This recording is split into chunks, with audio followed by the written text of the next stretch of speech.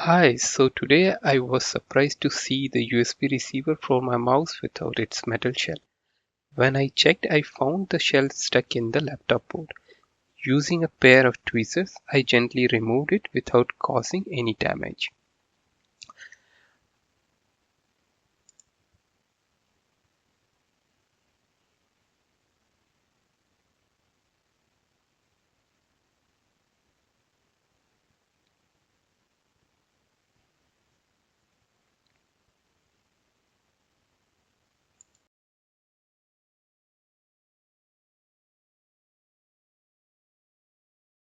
I examined the shell closely and I noticed two tiny square holes designed to snap it back into place.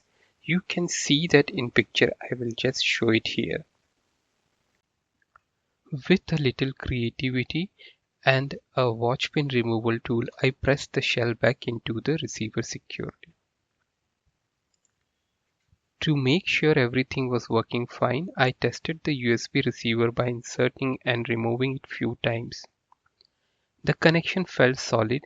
Finally, I plugged it into the laptop and the mouse worked flawlessly. If you ever faced a similar situation, take your time and you might just fix it yourself. Thank you for watching. Bye bye.